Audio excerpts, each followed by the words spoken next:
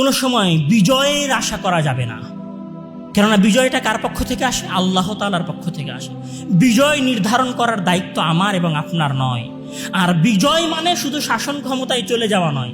বিজয় মানে কি? বিজয় মানে মহান আল্লাহ তাআলা বলছেন যে ইয়া আইয়ুহাল্লাযীনা আমানু ইন তানসুরুল্লাহা ইয়ানসুরুকুম ওয়া ইউসাব্বিত আকদামাকুম। যদি তোমরা আল্লাহ তাআলাকে সাহায্য করো তাহলে আল্লাহ তাআলা তোমাদেরকে সাহায্য করবে, তোমাদেরকে বিজয় দান করবে। সেই বিজয়টা কি?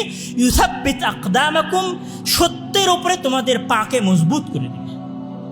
মানে সত্যের উপর দৃঢ় থাকতে পারাটাই হচ্ছে ইসলামের সবচেয়ে বড় বিজয়।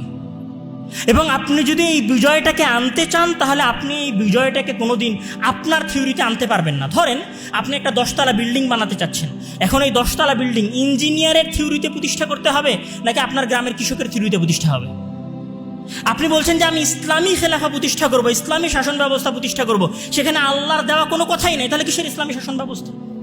মহান আল্লাহ তাআলা বলছেন যে ওয়ামান নাসরু ইল্লা মিন ইনদিল্লাহ, যে ইন্নাল্লাহা আজিজুন হাকিম, যে বিজয় আসবে শুধুমাত্র আল্লাহ তাআলার পক্ষ থেকে।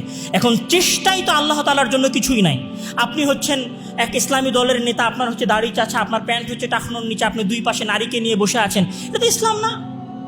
তাহলে এই থিওরির মাধ্যমে কোনোদিন ইসলামিক বিপ্লব আসবে না।